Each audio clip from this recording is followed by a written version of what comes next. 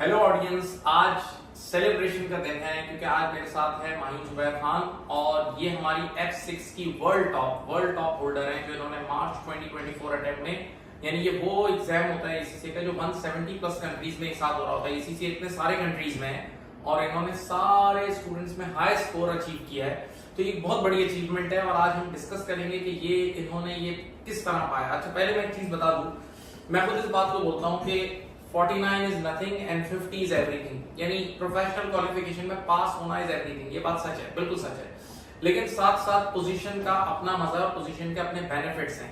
सबसे पहले तो इसका एक टेंजिबल बेनिफिट ये मिलता है वर्ल्ड टॉप का कि आपको ACCA UK की तरफ से 200 पाउंड्स का अवार्ड मिलता है। सही है, टेंजिबल।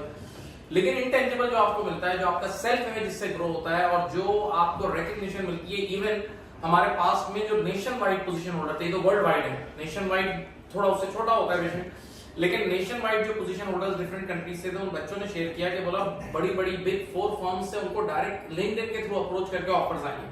तो कई बार एम्प्लॉयर्स भी ऐसे बच्चों को यानी चाहते हैं कि ऐसे बच्चे हमारे साथ रहें, क्योंकि एक बड़ी अचीवमेंट है।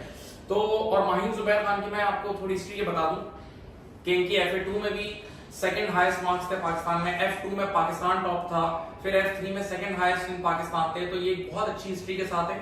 अच्छा, मेरा पहला क्वेश्चन ऐसा होगा आपसे और जो बड़ा रेलेवेंट है, क्योंकि मैं खुद बच्चों को ये बोलता हूं कि पार्ट 1 कंप्लीट करने के बाद बस पार्ट 2 से काम पे लग जाओ। रियल थिंग इज काम करना है, जॉब करना, प्रोफेशनल एक्सपीरियंस लेना।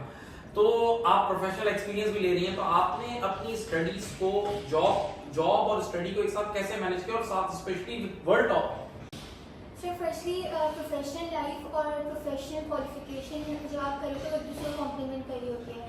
जो मैं पढ़ रही हूँ वो रेलिवेंट है मेरी जॉब से, तो मैं उसमें बहुत ईजिली अप्लाई कर रही होती हूँ।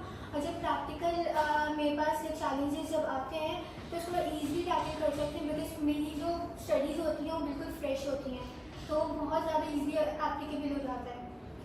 साथ साथ तुम्हें एक और बेनिफिट भी ये मिलेगा कि जब तुम काम कर रही हो तो तुम्हारा ये सारा प्रैक्टिकल एक्सपीरियंस काउंट हो रहा है। Yes. तो the day you will be qualified, यानी जिस दिन आपके ACCA के पेपर्स क्लियर होंगे, एफिलिएट बनता है, very next day you will get the membership. Yes. और असल चीज ही मेंबरशिप है और मेंबर्स के लिए दुनिया भर में अपॉर्चुनिटी है, सिर्फ एफिलिएट के लिए नहीं है। तो अब आप अपना टाइम किस तरह मैनेज करती थी with study, job and study? Sir job में फर्स्ट आपका लंच आवर होता है, उसमें मैं कंप्लीटली सोशलाइज नहीं करती थी। मैं अपना ब्रेक अलग लेके जो है ना अपनी पढ़ाई का फोल्डर मैंने मेंटेन किया हुआ था, तो उसका रिवीजन में बार बार करी होती थी। और मैंने वर्क स्टेशन पे कुछ स्टिकी नोट्स लगाए हुए थे, because since tax is all about memory. Yes, छोटी छोटी चीजें याद करने की बहुत होती हैं, तो उसमें डेफिनेटली। तभी मैं एक चीज और क्लियर कर दूं ऑडियंस को कि मैं हमेशा बच्चों को रिकमेंड करता हूं कि एग्जाम फोल्डर मेंटेन करें, यानी हर चैप्टर के बाद उसकी समरी बनाएं और वो समरी बार बार रिवाइज करते रहे तो चीजें रिकॉल होती रहेंगी। तो इन्होंने भी इस चीज को फॉलो किया और ये अपने एग्जाम फोल्डर को बहुत ज्यादा यानी रिवीजन में लाती थी। जी yes. तो ऐसी वर्क स्टेशन पे अगर से जब मेरा काम बिल्कुल कंप्लीट हो जाता था, तो जो इवन 20-30 मिनट्स बचते थे ना, उसमें मैं अपने लाइक स्टिकी नोट्स रिवाइज कर रही हूँ। राइट। और what about the weekend routine?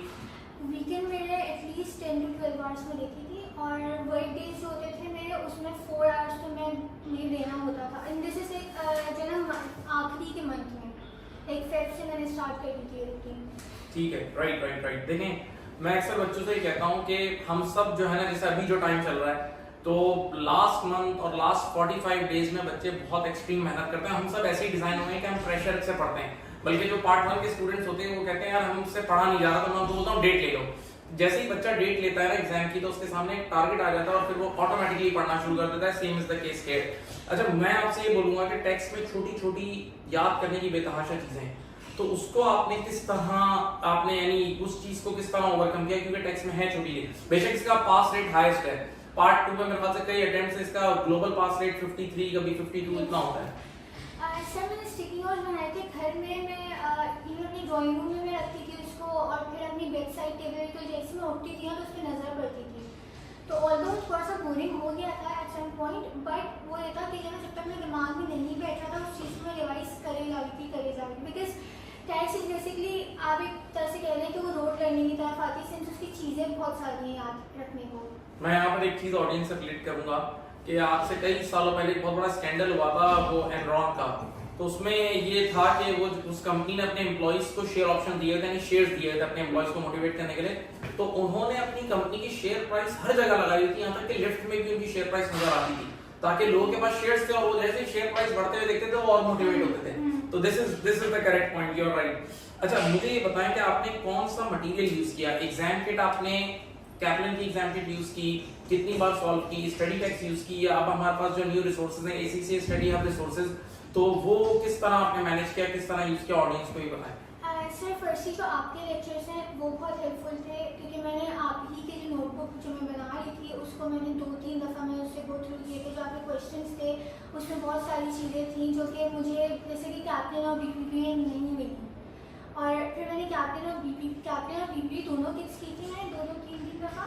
और एसीसी स्टडी हब रिसोर्स जो हमें प्रोवाइड की है वो बहुत अच्छी है, क्योंकि उसका जो रेलिवेंट मटेरियल होता है उसमें बेसिकली चीज़ को बहुत लेंदी नहीं किया हुआ, टू द पॉइंट बात की गई है, छोटी छोटी और जो है ना मुझे लगा कि मेरे जो पेपर में है वो डिफरेंट आया है एसीसी स्टडी हब से जो भी उसमें था। राइट। प्लस मैं यहाँ एक चीज़ और हमेशा बोलता हूँ कि देखिए टेक्स्ट पढ़ते वक्त मैं खुद भी जब पढ़ाता हूँ तो मुझे पता है कि इसमें छोटी छोटी याद करने की चीज़ें बहुत हैं। तो इसमें एक तो आपको कई बार एग्जांपल्स देनी होती है, क्योंकि बंदा नॉर्मल लॉ भूल जाता है लेकिन उसको एग्जांपल याद रहती है। जैसे मैं अक्सर आप लोगों ने देखा होगा कि मैं सोनी स्वीट्स की एग्जांपल देता हूँ कभी इसकी, तो एग्जांपल बंदे के, और फिर रिपीटेशन, बार-बार रिपीटेशन करके नेक्स्ट क्लास में आके पिछली क्लास का रिकॉल कराना, these points are very important. Yes, आप एक प्रैक्टिकल लाइफ को ना उससे जोड़ते थे तो उससे बहुत ज़्यादा इजी होता था रिटेन करना।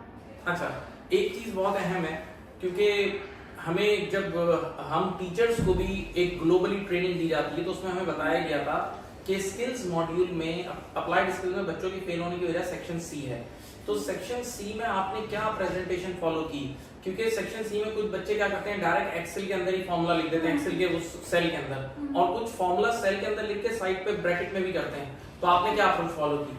सर वर्किंग करते हुए मैंने उस सेल को कनेक्ट किया था, नीचे मैंने वर्किंग का कॉलम शो किया था, उसमें जो है ना मैंने सेल को कनेक्ट करके मैंने प्रॉपर वर्किंग दिखाई थी। लास्ट पेपर से मैंने ये, जब मैंने देखा पेपर देखे गई तो वो लोग जो है प्रेफर ये करते हैं कि आप वर्किंग अलग से शो करो, और जो आपके मार्क्स नहीं करते आई थिंक जब आप सेल में करते लेकिन इजी हो जाता है एग्जाम में के लिए। राइट ऐसा ही है, क्योंकि एग्जामिनर की जो अपने सॉल्यूशन है ना उसमें वो सेल के अंदर भी दिखा रहा होता है और साइड पे भी दिखा रहा होता है, लेकिन हाँ उनके अपने जो आर्टिकल्स हैं उसमें उन्होंने क्लियर बोला हुआ है कि अगर सेल के अंदर भी कोई बच्चा सिर्फ वर्किंग कर रहा है ना, फॉर्मूला लिख रहा है, तो भी उसको मार्क्स फुल मिलेंगे, लेकिन मार्कर के लिए इजी हो जाता है उसको चेक करना। राइट। अच्छा मुझे ये बताएं कि कॉर्पोरेशन टैक्स वर्सेस इंडिविजुअल, ये एक ऐसा एरिया है कि जब आप बच्चा कॉर्पोरेशन टैक्स कर रहा होता है तो उसमें इंडिविजुअल्स की चीजें भी मिक्सअप हो रही होती हैं, तो आपने उसको कैसे मैनेज किया?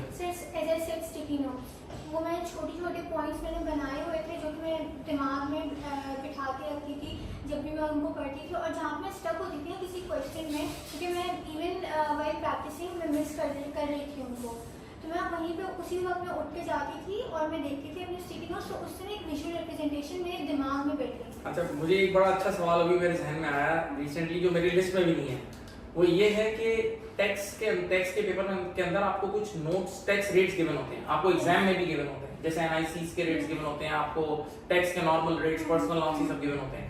क्या तुम्हारी इतनी प्रैक्टिस थी कि सब तुम्हें याद थे या तुम्हें वहां जाके देखना पड़ रहा था? सर बिल्कुल नहीं सर, उसमें बहुत टाइम कंज्यूमिंग होता है, तो इट्स बेटर कि आप ना याद करके जाएं। यस, वो 3 to 4 पेजेस होते हैं। वैसे तो आप बंदा एग्जाम किट करता है तो नॉर्मली याद हो जाता है। वैसे हम लोग लेक्चर देते हैं, टीचर्स ये कहते हैं कि यार ये तो आपको गिवन होगा, लेकिन भाई ये गिवन होना जाके इतनी कम मेमोरी ना हो कि आपको देखना पड़े, इतनी प्रैक्टिस करें कि वो सब चीजें आपको हिफ्ज हो और आप स्पीड से उसको प्रोड्यूस कर सकें। राइट। अच्छा एक एरिया जो अक्सर बच्चे कहते हैं, वैसे मेरा तो वो सबसे फेवरेट एरिया है, and that is tax planning. देखो F6 में या आप लोग ATX में जो भी टैक्स आप पढ़ते हो ना, तो उसके बाद ACC के बाद एक जॉब ये भी निकलती है पूरा कि आप टैक्स कंसल्टेंट बन जाओ। तो टैक्स कंसल्टेंट को लोग पैसे तभी देते हैं जब वो टैक्स बचा के दें, वो टैक्स प्लानिंग करके दें, और वो बड़ा प्रैक्टिकल एरिया होता है कि भाई आपने कंपनी फॉर्म करनी है, कंपनी से डिविडेंड निकलवाने हैं या सैलरीज निकलवानी है, तो वो एरिया बच्चों को नॉर्मली डिफिकल्ट लगता है तो बहुत इंटरेस्टिंग। तो आपने उसको कैसे मैनेज किया? सर मुझे तो पर्सनली बहुत इंटरेस्टिंग लगा था, बिकॉज मैं एज आई सेड मैं इसको प्रैक्टिकल लाइफ से जोड़ रही थी कि मैं अपनी कंपनी का कैसे टैक्स बचा सकती हूँ। तो इसमें ये था कि मेरे जो है ना फाउंडेशन बहुत ज़्यादा स्ट्रॉन्ग होने चाहिए थे, दूसरे जो चैप्टर्स थे जब वो वंस वो स्ट्रॉन्ग हो गए थे मेरे, तो टैक्स प्लानिंग मेरे लिए बहुत ईजी था। राइट। अच्छा, मैं ये यहाँ पर एक पॉइंट ये रेस करूंगा, क्योंकि ऑब्वियस सी बात है, मैंने कहा ना कि लास्ट डेज ही बहुत अहम होते हैं। लास्ट 45 डेज भी अहम है, लास्ट 30, लास्ट 15। तो लास्ट 10 डेज की क्या स्ट्रेटेजी थी आपकी? सर मैं ज़्यादातर बुक रीडिंग करी थी। उस वक्त मैंने ज़्यादातर बुक रीडिंग की थी, क्योंकि उसमें टेक्सचुअल अंडरस्टैंडिंग्स होती हैं, उसमें जो क्वेश्चन दिए होते हैं वो उससे पूरा रिवाइज हो जाता है। राइट। अच्छा, फाइनली ये बहुत अहम सवाल, और ये बच्चों को बहुत सोचना होता है। बच्चे काफी इसमें सोच भी रहे होते हैं कि आपने ऑनलाइन स्टडी किया था या फिजिकल स्टडी किया था, ये बताएं, और आप अपना एक्सपीरियंस बताएं। लाइक लास्ट 2-3 इयर्स जो तुम्हारे स्कोर्स आए हैं, 98 आए हैं तुम्हारे FA2 F2 सब में, तो ये तुम्हारा जर्नी ऑनलाइन का था या फिजिकल का था? सर फिजिकल बैच मैंने कभी अटेंड नहीं किया। ऑनलाइन में होता है कि आपका आने जाने का टाइम बचता है, और वो टाइम आप ऑब्वियसली अपनी स्टडीज़ में यूटिलाइज कर सकते हैं।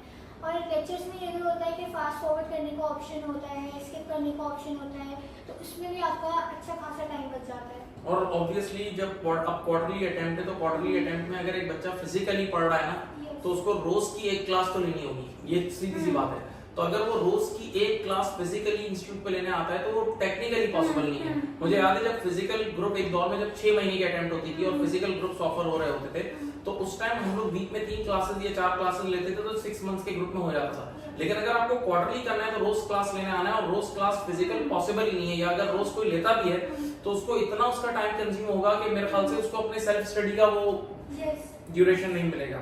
फाइनली कोई ऐसा मैसेज, कोई ऐसी स्पेशल थिंग जो तुम्हें ऐसा लगता है कि तुम्हें जिसने हेल्प किया हो इस पूरी वर्ल्ड टॉप लाने में, वो ऑडियंस के साथ शेयर करें? बिलीव इन अल्लाह एंड आपका जो है ना बेसिकली फेथ बहुत स्ट्रॉन्ग होना चाहिए कि आप कर लोगे। बिकॉज सिंस मैं जॉब कर रही थी, तो मेरे पेरेंट्स भी बोलते थे कि जो है ना जॉब छोड़ दो, पढ़ाई पे फोकस कर लो। तो नहीं, मैं आप लोग को ना ये प्रूफ करके दिखा दूंगी कि I can still achieve something with the job.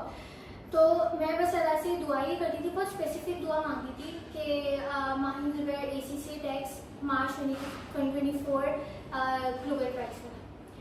तो ये मेरी बहुत स्पेसिफिक दुआ थी। और ऑल्सो मैंने एक चीज़ नोट की है कि मैं जो है जब पेपर देने आती हूँ ना, तो मैं रोज़ा रख के जाती हूँ। लोगों का होता है कि वहाँ पानी पीना होता है, उसमें वो हो जाते हैं, लेकिन मुझे उस चीज़ ने हेल्प की थी। बिकॉज जो है ना अगेन आई न्यू कि जो है ना अगर कोई क्वेश्चन गलत भी हो तो वो हक के लिए बेहतर है। एक्सीलेंट। आई होप ऑडियंस को इससे बहुत मोटिवेशन मिली होगी। देखें, ये बच्चे जब जॉब के साथ वर्ल्ड टॉप ला सकते हैं, तो आप में से तो बहुत सारी ऑडियंस ऐसी है जो विदाउट जॉब कर रहे हैं, तो व्हाई नॉट यू गाइस। तो thanks Maheen for your time. Allah Hafiz.